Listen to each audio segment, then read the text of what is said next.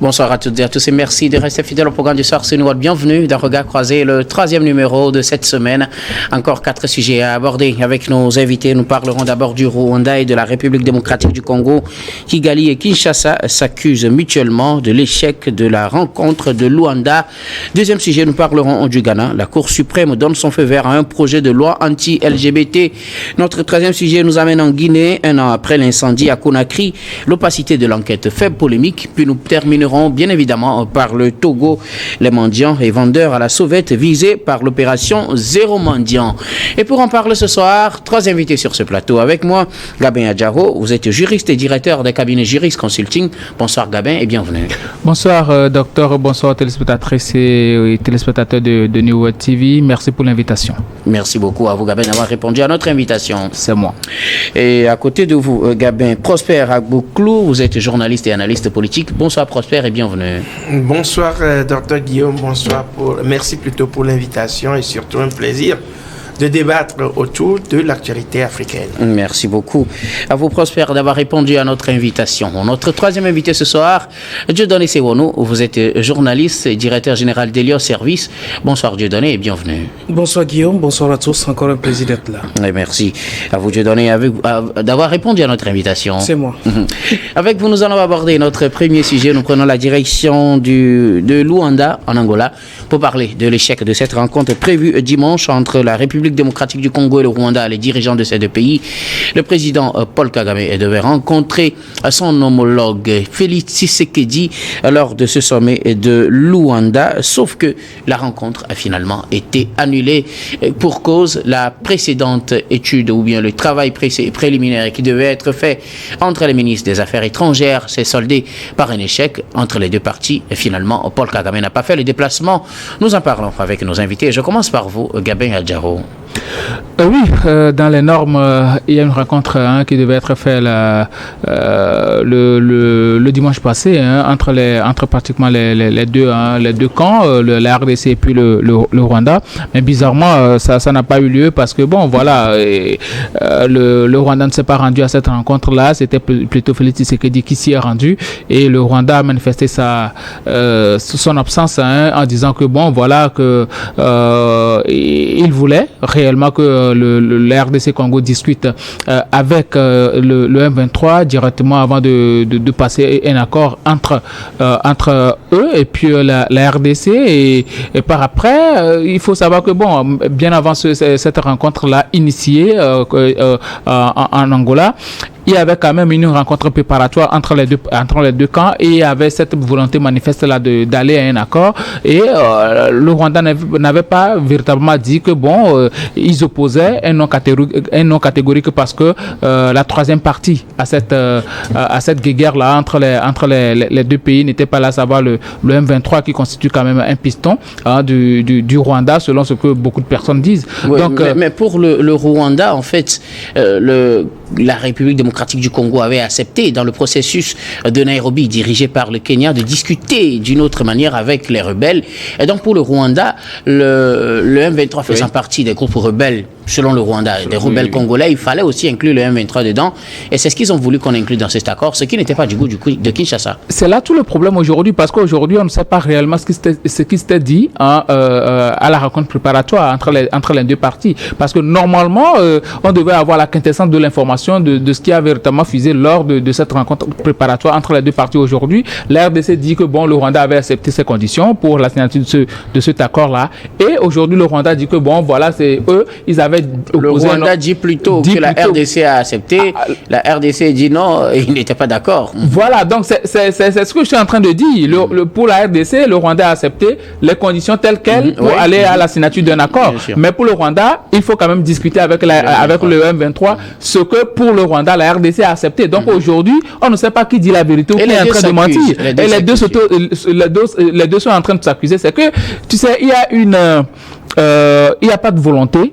C'est ce que moi je suis en train de constater. Il n'y a pas de volonté de la part du Rwanda d'aller à un accord. Vous savez, entre États, si vous êtes en train de discuter, la moindre des choses, c'est d'aller à une rencontre parce que c'est l'Union africaine qui a eu à initier cette rencontre-là. Il faut aller à la rencontre et voilà, dire que Non, je ne cite pas parce qu'on avait dit ceci et cela lors de la rencontre préparatoire. Maintenant, ça n'a pas eu lieu. Donc, du coup, moi, je n'accepte pas de signer puisque ce que nous avions dit à la rencontre préparatoire a été violé. C'est aussi simple que ça. Mais rester à la maison et accuser l'autre là qui s'y est rendu, mais à un moment donné, il faut se dire que bon, la RDC ou bien le Rwanda manque du respect à l'Union africaine puisque c'est l'Union africaine qui a mandaté Joao Lourenço de mener cette médiation-là. Donc, à un moment donné, je pense que le président rwandais Paul Kagame doit faire tout pour que la paix règne dans cette localité, la paix règne dans cette sous-région-là. Mais je pense qu'il n'a pas la volonté d'aller à une véritable paix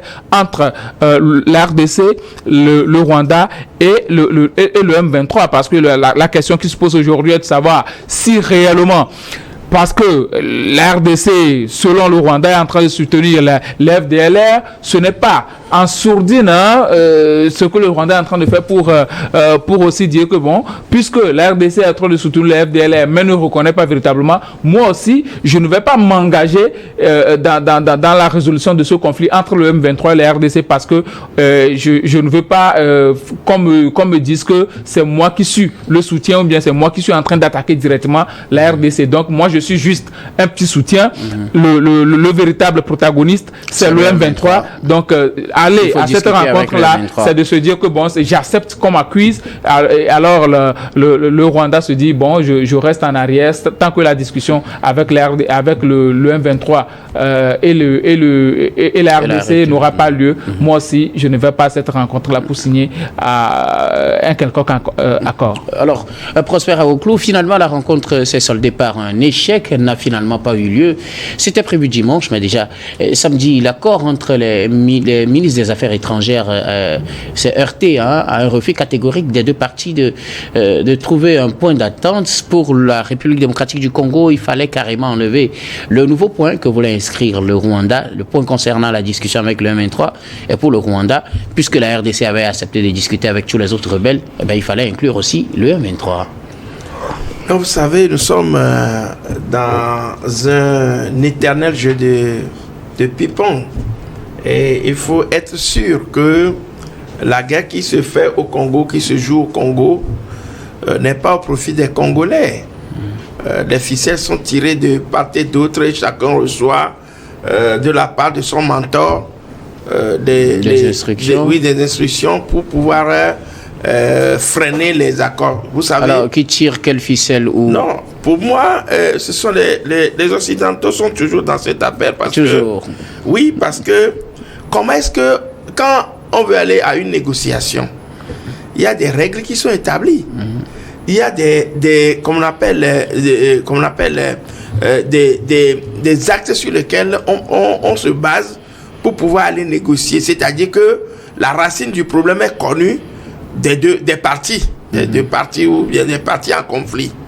Mais comment se fait-il que à la dernière minute, si les deux parties ont accepté d'aller à cette rencontre, à cette réconciliation, de toute façon, initiée par Joao Lourenço, et n'oubliez pas que cette discussion, enfin, ce processus est enclenché juste après que le président américain est venu, comme on appelle, en Angola. C'est juste après le départ de Joe Biden. Il faut dire que le processus était en cours depuis. Déjà en cours, mais il est venu. Quand il est venu, on a enclenché le processus. Quel processus? De réconciliation. C'était enclenché depuis Prosper. Depuis, mais quand il est arrivé, il est venu donner des instructions. Vous vous rappelez que dans le processus, après, l'un des objectifs du voyage de Biden, c'était de pouvoir, comme on appelle, créer un couloir de transport de mines entre la RDC et voilà. Jusqu'à l'Angola. Certains citent également la Tanzanie, qui devait également fournir du minerai. Alors, voilà. Vous pensez que le président américain aurait donné des consignes pour quelle partie? Oui. Au profit de quelle partie, bon, selon vous? Les consignes qui sont données sont à qui profite d'abord le conflit, comme on appelle, au Nord Kivu. Oui, je voudrais savoir si le président américain, tel que vous le dites, aurait donné des consignes quand il était arrivé. Il aurait donné ces consignes en faveur de qui? Du Rwanda ou plutôt de la RDC? C'est-à-dire en sa faveur. En sa faveur, c'est quel? Parce qu'il n'est pas directement impliqué. Non, il n'est pas directement impliqué. Peut-être qu'il est indirectement impliqué, peut-être. Bon, mais non, donc entre les deux protagonistes, lequel serait plus proche des États-Unis? Je dis tout simplement que ces Occidentaux... Parce que si vous ne donnez pas ça, ce serait très tendancieux de dire qu'il a donné des consignes. Laissez-moi aller au bout de mes idées. Oui, allez-y, je vous comprends. Quand on tire les ficelles, c'est-à-dire que la guerre au Congo, au Nord Kivu, profite à quelqu'un. Et quand on vient, on analyse la situation et on impose les démarches à faire. Parce que ce qui est étonnant, c'est que à la dernière minute, Kigali demande à ce que on inclut le M23. Oui, maintenant, la discussion, est-ce que c'est entre État et État ou bien entre rebelles et État? Si c'est cela, moi je ne suis pas... Enfin, ce n'est plus nécessaire qu'on ait discuté à Luanda. C'est-à-dire que le Congo doit engager une discussion avec des rébellions, une rébellion qui s'est engagée sur son territoire, et ça s'arrête là. Pourquoi alors inclure Kigali et qui viennent donner les ordres pour dire non, pour que nous puissions accepter de discuter avec le Congo, il fallait d'abord passer par la case M23, alors que le Rwanda lui-même accuse le Congo de supporter les FDR. Donc, ce qui veut dire que l'ambiguïté est déjà créée. Et quand qu'on appelle les négociations sont plutôt annoncées, il y a déjà des réponses qui sont venues d'ailleurs. Rien que pour ça, vous rappelez que l'ONU même accuse le Rwanda justement d'être... C'est pourquoi je demande si les États-Unis devaient se prononcer en faveur de quelqu'un ou auraient donné des instructions en faveur de quelqu'un, ce serait en faveur de qui, tout simplement? Non, pour moi, comme on appelle les États-Unis tirent les ficelles en sa faveur. C'est-à-dire, parce que l'ONU n'est pas les États-Unis en principe. Bien sûr, justement. L'ONU n'est pas les États-Unis en principe. Ouais. Maintenant, si c'est l'ONU qui se prononce, qui accuse le Rwanda de supporter donc, comme on appelle le M23 et de mener la guerre au Nord Kivu. Les États-Unis l'ont également fait. Les États-Unis. La France l'a également fait. Oui, mais c'est si dans leur intérêt. Les pays. Maintenant, justement. Donc, ça veut dire qu'ils vont donner des instructions en faveur de la RDC? Non, pas forcément, parce que. C'est ce que je voulais savoir. Pour moi, le support normalement, dans les qu'on appelle la façon de voir les choses, on pense que c'est au profit du Rwanda que les choses se fassent. Mais quand l'ONU se prononce, il y a une ambiguïté. On crée une ambiguïté pour cacher de toute façon les débats. Ok, d'accord. Alors, Dieu donné, c'est nous. Finalement, Kinshasa et Kigali s'accusent. Pour Kinshasa, c'est Kigali qui a instruit Luanda d'instaurer une nouvelle clause concernant les discussions avec le M23. C'est ce qui a fait capoter d'ailleurs les discussions, ce qui a fait que Kagame n'est pas venu. Pour Kigali, Kinshasa était d'accord à discuter avec les rebelles, et donc pourquoi pas discuter avec le M23, puisque le M23 est un groupe rebelle très connu et très actif dans l'Est. Si on veut résoudre le problème, autant discuter directement avec le M23. Les deux se renvoient l'accusation. Qui a raison et qui a tort selon vous? Non mais écoutez, j'ai juste l'impression de savoir à qui profite le crime, à qui profite la confusion, à qui profite la crise dans le nord de la République démocratique du Congo jusqu'ici, qui décime des vies et qui fait des déplacés énormes. À qui cela profite et qui a intérêt à ce que cela perdure? Je ne saurais vous le dire, mais il y a un sérieux problème à ce niveau. Aujourd'hui, nous manquons des hommes d'État qui se préoccupent de la vie des populations. Sinon, on trouverait un palliatif. Cela voudrait dire qu'il y a un sacrifice forcément à consentir pour mettre fin à des situations qui déstabilisent et qui déciment les vies humaines. Malheureusement, c'est vrai, c'est une rencontre hors territoire congolais, aussi hors territoire rwandais. Tant bien que ces deux pays qui sont indirectement mis en conflit selon les rapports des organisations internationales. Mais aujourd'hui, il est question de discuter avec un groupe armé qui officiellement n'est pas mis au devant de la scène, mais qui sous-tend être supporté par un pays. Et c'est ce pays aujourd'hui qui donne, entre guillemets, des instructions à ce qui concerne la démarche à suivre, demandant à Luanda d'organiser ou alors demandant plutôt à ce que le Congo, la République démocratique du Congo, engage des discussions avec ce groupe armé qui est le M23. Alors, selon vous, ce flou a fait que finalement Kagame n'est pas venu à la rencontre. La rencontre n'a pas eu lieu. On dirait un échec d'étape ou un échec partiel pour ce processus de Luanda. Qui a raison? Parce que les deux s'accusent. Non, mais je ne dirais pas qui a raison, mais ce flou, alors cette confusion a une fois encore démontré le visage réel du jeu malsain que serait en train de jouer le Rwanda dans cette affaire. Mais c'est le Rwanda qui fait un jeu malsain. C'est le Rwanda, entre guillemets, qui fait un jeu malsain parce que... Entre guillemets, c'est le Rwanda, oui, quand je dis entre guillemets, je ne serais pas en train d'affirmer gratuitement sans grande preuve. Alors, si le Rwanda exige aujourd'hui qu'il y ait une discussion directe avec le M23, cela sous-entend une couverture du M23. Ce sont des gens que je suis en train de cautionner. Mais si vous voulez que la guerre finisse, discutez avec eux. De toutes les façons, moi, je suis derrière.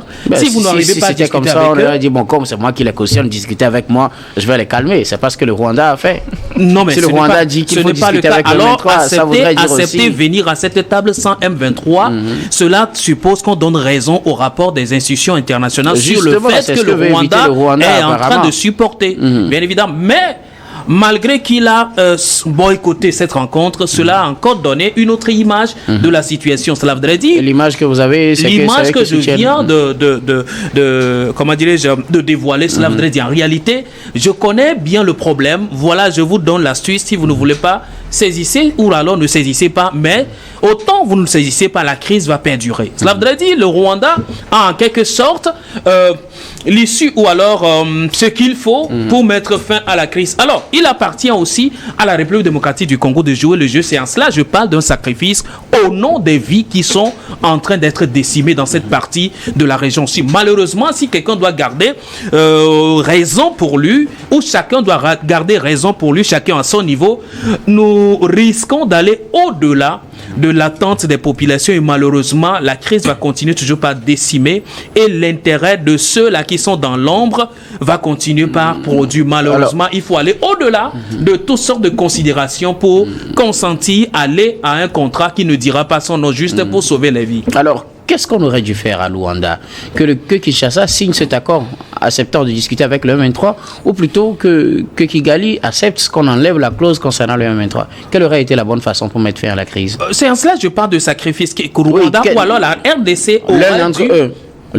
donc n'importe lequel pourrait faire le sacrifice. Naturellement. Et le sacrifice, qui pourrait faire plus le sacrifice, c'est bien la République démocratique du Congo. Donc, Kinshasa, et là, le monde serait là pour en juger par après. Si Kinshasa accepte aujourd'hui aller... Ce qu'il dit aurait dû accepter, signer avec le M23, discuter pour mettre fin à la guerre. Discuter pour mettre fin à la guerre. Si cela est la pilule qu'il faut pour le moment. Merci beaucoup à vous tous pour vos contributions. Nous allons marquer la première pause, puis on reviendra tout à l'heure pour la suite de cette émission.